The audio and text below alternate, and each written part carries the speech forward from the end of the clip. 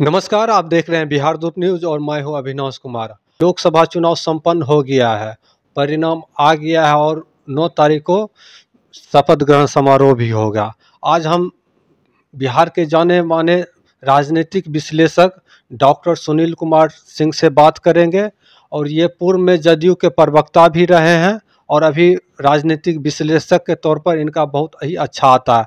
आज इनसे हम बात करते हैं। बिहार दूत में स्वागत है। धन्यवाद अविनाश जी। अभी लोकसभा का चुनाव संपन्न हो गया है और कल शपथ ग्रहण समारोह है। अभी वर्तमान परिप्रेक्ष्य में चुनाव के परिणाम में आपको क्या लग रहा है कि मोदी जी हार गए कि जीत गए, या तेजस्वी जी हारे, या नीतीश कुमार हारे, या कांग्रेस राहुल गांधी की हार हुई या जीत हुई है? सभी लोग अपने अपने हिसाब से गणना कर रहे हैं। आपको क्या लग रहा है? देखिए अविनाश जी, पहले तो ये चुनाव के परिणाम इस मामले में विचित्र हैं कि जीता हुआ दुखी है और हारा हुआ बहुत खुश चल रहा है। जैसे कि मेरा कहने का मतलब है, भाजपा का नेतृत्व, भाजपा के वोटर आज दुखी हैं। लेकिन अगर हम देखें तो भाजपा का जो परिणाम है भाजपा के लिए बहुत सफल है, क्योंकि भाजपा एक पैन इंडिया पार्टी के रूप में स्टैब्लिश हो गई है। भाजपा का जो परफॉर्मेंस साउथ में हुआ है, दक्षिण भारत में, केरल में भी सीट आई है, तमिलनाडु में सीट नहीं आई है लेकिन वोटिंग परसेंटेज बढ़ा है, कर्नाटका में तो वोटिंग परसेंटेज काफ़ी हुआ है, आंध्रा में, तेलंगाना में उनके पोजीशन है, पुदुचेरी में, अंडमान निकोबार में, साउथ में भाजपा का प्रेजेंस हुआ है अच्छा खासा। ये बड़ी खुशी की बात है। इसके साथ ही नॉर्थ ईस्ट में उसका परफॉर्मेंस बहुत रहा है अच्छा, नॉर्थ इंडिया में भी रहा है। तो कुल मिला के भाजपा सही मायने में पैन इंडिया की पार्टी है। और दूसरी बात, जो अलायंस होता है वो गठबंधन प्री पोल अलायंस को एक ही माना जाता है। तो एनडीए गठबंधन को स्पष्ट कंफर्टेबल मेजॉरिटी आई है और फिर एक बार मोदी सरकार में कोई शक और गुरेज नहीं है। और जहाँ तक आप कह लें कि अकेला भाजपा को आया नहीं आया, तो देखिए प्री पोल अलायंस को एक ही समूह माना जाता है। और अगर अकेले में देख लें तो ये 240 है और वहाँ 100 सीट है कांग्रेस के, वहाँ भी कोई तुलना नहीं है। और इसके साथ ही आप देख लें तो वर्षों से हिंदुस्तान की राजनीति गठबंधन धर्म की राजनीति है, चाहे राज्य का ले लें चाहे आप देश का ले लें। पहले का भी सरकार ले लें, यूपीए की सरकार ले लें तो यूपीए की सरकार में कांग्रेस को कितनी सीट थी? बीजेपी का भी पिछले अटल बिहारी वो भी ले लें तो गठबंधन, ये अगर जो अभी भी गठबंधन की ही सरकार थी लेकिन उसमें भाजपा को स्पष्ट बहुमत था, लेकिन सरकार गठबंधन की ही थी। तो गठबंधन की सरकार है, गठबंधन की सरकार थी, कोई इसमें अलग नहीं है, कंफर्टेबल मेजॉरिटी है। और जहाँ पे यूपी को अगर छोड़ दें, जहाँ की एक अपसेट हुआ है, तो उत्तर प्रदेश में अगर आप देख लें तो उत्तर प्रदेश में ये सब चीज़ें अगर छोड़ दें तो अखिलेश यादव को कमोबेश 36-37 सीटें ही आया करती थी। 2014 और 19 का चुनाव छोड़ दें मोदी लहर का, तो उस वही आया करता था, आज भी वही आया है। इतनी का रहता है उसका। और भाजपा का वहाँ जो था वो भाजपा, बसपा, कांग्रेस और अखिलेश यादव, ये लोग एक चार धुरी वहाँ के राजनीति के थे और वैसे आया। लेकिन ठीक है, अब भाजपा को ये आत्ममंथन करनी चाहिए कि इतनी सीटें कहाँ क्या आई, भाजपा करेगी, उससे हमारा मतलब नहीं है। और जहाँ तक आप देख ले, अखिलेश यादव को मैंने कहा, अरे इतनी ही आपकी औकात थी पहले भी लहर छोड़ने तो, लेकिन निश्चित ही इस चुनाव में भाजपा को आशातीत सफलता नहीं मिली। और भाजपा को कम से कम जो लोक कल्याणकारी कार्य हुए प्रधानमंत्री के, उससे उनकी लाज बची। प्रधानमंत्री का हर गरीब के हर सदस्य पर 5 किलो अनाज की योजना, उनकी लाज बचाई भाजपा की। आयुष्मान भारत का जो स्कीम है एक गेम चेंजर है। मैं तो पेशे से चिकित्सक हूँ, आप जानते हैं, और हम आयुष्मान भारत में कितने गरीबों का इलाज होता है, तो ये गेम चेंजर है और अमृत समान है, मतलब अमृत समान एकदम। तो उसका सकारात्मक मिला है, घर घर को मिला है। और बाकी जो रेटोरिक्स होते हैं, जो बड़े बड़े जो होते हैं चीज़ें, बड़े इशू हैं, जो इशू पे विभाजनकारी इशूज़ को जनता में नहीं आई है। और कास्ट समीकरण में कहीं ना कहीं भाजपा को कम बेसी आया। लेकिन पूरा आप देख लें, इतनी हाई तौबा मच रही है, वोटिंग परसेंटेज में भाजपा को केवल 0.9 या 0.8% वोट की ही कमी है, वोट में कमी नहीं आया है। और अखिलेश यादव का मैंने बता दिया। कांग्रेस की तो बात हमने कर दिया। कांग्रेस को अगर 100 सीट आया है और कांग्रेस खुश होती है तो ये उनकी समस्या है, वो खुश हो ले। तेजस्वी यादव जी, हम लोग बिहार से ज़्यादा कंसर्न, तेजस्वी यादव बिहार से ज़्यादा कंसर्न है। बिहार में एनडीए की अच्छी परफॉर्मेंस हुई, नीतीश जी के आने से निश्चित ही अच्छा परफॉर्मेंस हुआ। ये और अच्छी परफॉर्मेंस होती अगर शराबबंदी कानून फेल नहीं होता और शराबबंदी कानून से लोग प्रभावित नहीं होते, शराबबंदी कानून से लोग दुखी नहीं होते, या मास्टर शिक्षक लोग थे, शिक्षक लोग प्रताड़ित फील किए, वो दुखी थे, हर जगह पेरिफेरी में है। तो शराबबंदी फेल कानून से जो दुखी लोग हुए, देखिए शराबबंदी कानून में क्या, शराबें मिल रही हैं, महंगी मिल रही है, गरीब जेल जा रहे हैं, और गरीब की जो पत्नी छोटे मोटे काम करती है दाई वगैरह का, वो सारा पैसा लेकर के उनको छुड़ाने में लग जाता है। इससे उनको नाराजगी हुई, क्योंकि हर परिवार में यही हुआ, नहीं मिलता शराब तो वो दिक्कत नहीं, वो ठीक है। और इसके साथ नकली शराब से बहुत लोग मरे। और इसके साथ ही अगर देखें तो शराबबंदी जब हो गई तो उसकी यंगस्टर जो है ना सूखे नशे पर चले गए, सुलेशन, स्मैक, गांजा, इस सब पर चले गए, तो युवा पीढ़ी बर्बाद होने लगा। तो इससे उनको नुकसान हुआ और मास्टर इतने प्रताड़ित हुए। मास्टर जग है, मास्टर ने किया और इसमें कुछ कमी आई। लेकिन कमी आने का मुख्य कारण क्या, एक बड़ा संदेश है कि जितने यूट्यूब चैनल होते हैं अविनाश जी, वो तेजस्वी यादव का महिमा मंडन कर रहे हैं। मैं तो कह रहा हूँ तेजस्वी यादव पूरी तरह फेल साबित हुए, राजनीति में उनका फेल साबित है, पूरी तरह फेल है। मैं बताता हूँ उनको सीटें कितनी आई, 4 लड़े कहाँ, कितना सीट पर, 23। स्ट्राइक रेट देखिए, कांग्रेस को लड़े कितना सीट पे, 9 सीटें कितनी आई, 3 +1 पप्पू यादव का अगर जोड़ दे तो। सबसे खराब प्रदर्शन तो मान लीजिए कि पूर्णिया बीमा भारती का रहा, बीमा भारती का रहा, समझिए कि वहाँ 26 या 27 हज़ार उनका वोट आया है, यानी नोटा के लमसम उनका वोट है। यही तो कहना चाह रहा हूँ, राजद जिस वोट बैंक पे गर्व करती है कि MY मुस्लिम और यादव, मुस्लिम यादव समीकरण में राजद को जो वोट देता है वो मजबूरी में वोट देता है। पूर्णिया का रिजल्ट ये साबित करता है कि अगर मुस्लिम यादव को भी अगर ऑल्टरनेटिव मिलेगा जैसे पप्पू यादव में मिला तो वहाँ स्विच ओवर कर जाएगी। राजद का कोई उस पर इन्फ्लुएंस नहीं है। यादव की सीट देख लें तो गुलाब यादव, कुछ कितना वोट आया झंझारपुर में, जो इनका रिबेल कैंडिडेट था। नवादा अगर जीती अगर बीजेपी तो क्यों, विनोद यादव जो राजबल्लभ यादव के भाई हैं, उनको कितना वोट आया। तो यादवों पर भी पकड़ नहीं है। मुस्लिम इलाका में जो है, उस मुस्लिम इलाका में मुस्लिम को भी एक ही चीज़ है, मुस्लिम का वोट करने का पैटर्न है कि जो भाजपा को हरा सके। तो जहां उनको मिला कि भाजपा को हरा सकते हैं वहां उन्होंने उसको वोट दिया, जैसे पप्पू यादव का चीज़ है। लेकिन उनका कुशवाहा कार्ड तो बेहतर हुआ, कुशवाहा कार्ड से जो उनको लाभ भी मिला है शाहबाद क्षेत्र में या इधर शाहबाद क्षेत्र में। देखिए कुशवाहा कार्ड, देखिए तेजस्वी यादव का मैं पहले कह लूँ, देखिए स्ट्राइक रेट अगर देखेंगे तो कांग्रेस का अच्छा है।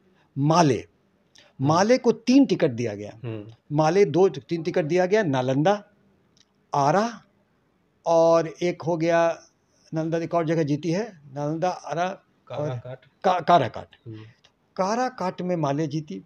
नालंदा में हरनौत ऐसे जगह में माले का प्रदर्शन अच्छा रहा और आरा माले जीती। माले का स्ट्राइक रेट देखिए, और माले के वोट कन्वर्जन से बहुत जगह जीती है राजद की जितनी जीतने वाली सीट है वो माले का वोट ट्रांसफ़र हो गया। आप देखेंगे इसमें आप मीसा भारती कैसे जीती, माले ने अपना वोट ट्रांसफ़र कर दिया तो मीसा भारती जीती। माले का वोट से बक्सर जीता, माले के वोट से जीता गया वहाँ पर। तो वोट ट्रांसफरेबल में, और तेजस्वी यादव जो मुकेश सहनी को लेके घूमे तो मुकेश सहनी 0 पर आउट हुए। तेजस्वी यादव और मुकेश सहनी ये खा रहे हैं, मछली खा रहे हैं, पकौड़ी खा रहे हैं, केवल खाना नहीं, लोग सीरियस है, बिहार के लोग सीरियस राजनीतिज्ञ हैं, वो इसमें नहीं आते हैं। तो तेजस्वी यादव ने मुकेश सहनी को भी ले डूबा या मुकेश सहनी तेजस्वी यादव को ले डूबे। कुशवाहा कार्ड से एनडीए को कितना फायदा, या मतलब कि एनडीए को फायदा हुआ या आरजेडी को फायदा हुआ?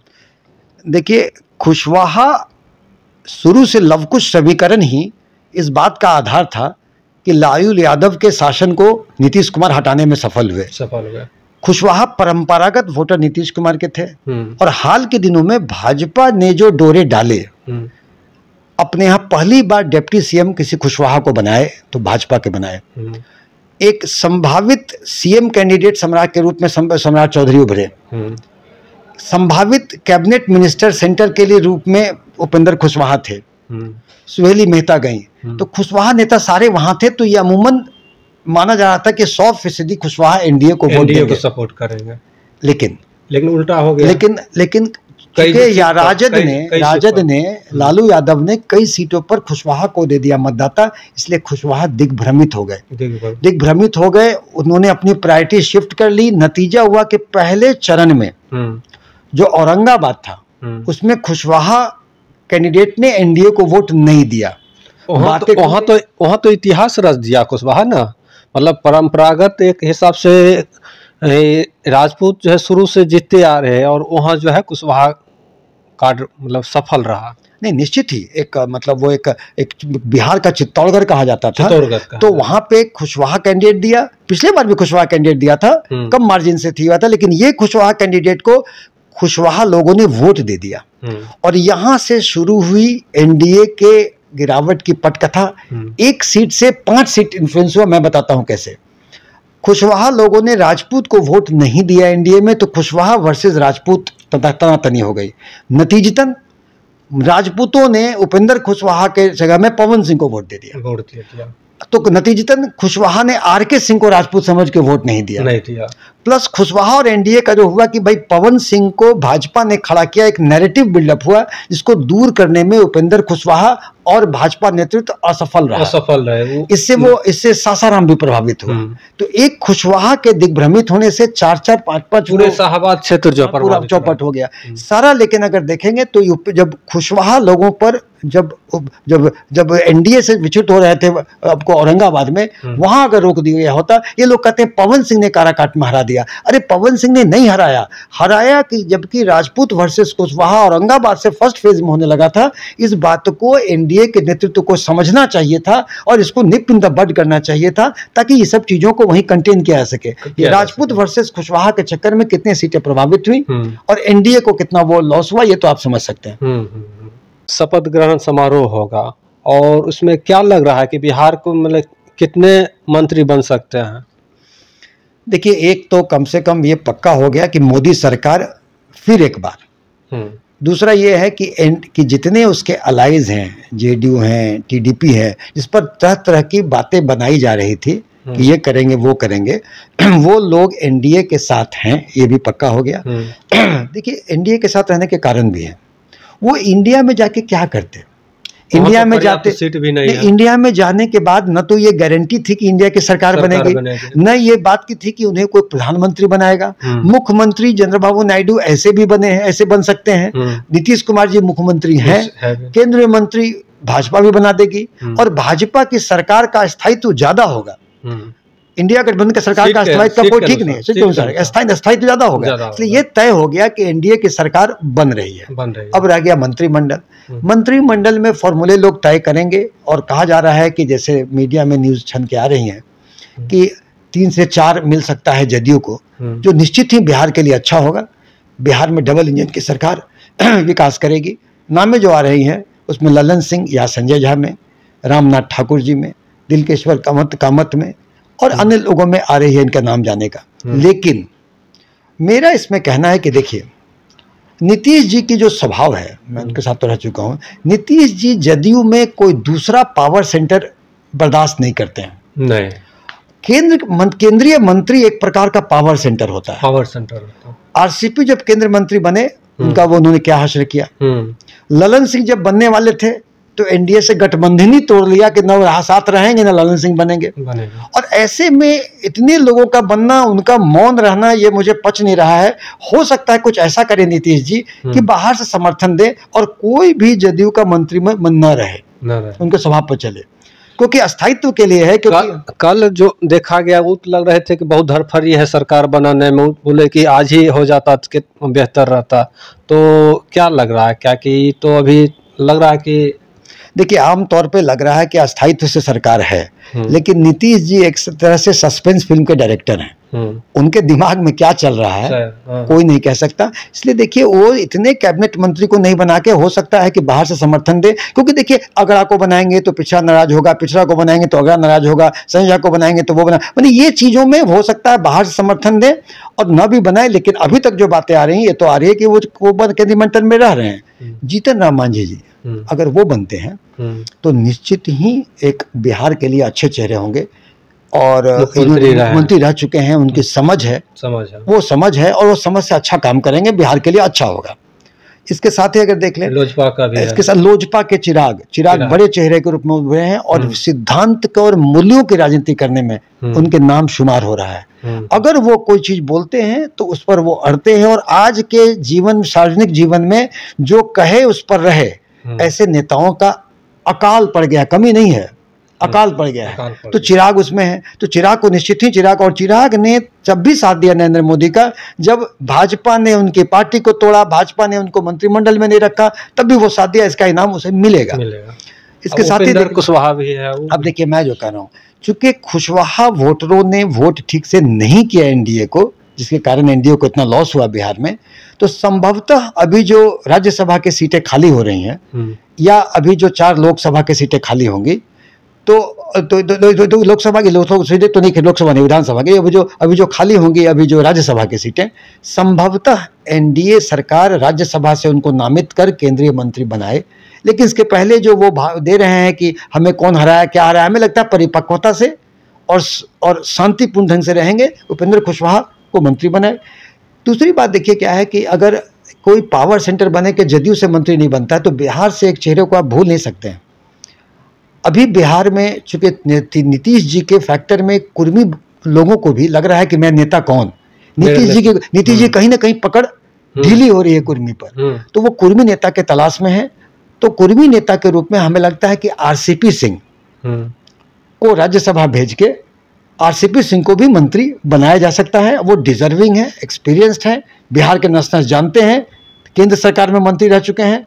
या वो अपने विरासत को आगे नहीं बढ़ा सकते हैं। उनका पिछले दिन वो अपने बेटे को भी दिल्ली ले गए थे प्रधानमंत्री मोदी जी से मिलाने के लिए, या गृह मंत्री जी से मिलाने के लिए ले गए थे। कहीं उनको तो प्रमोट नहीं करेगा अपने बेटे को?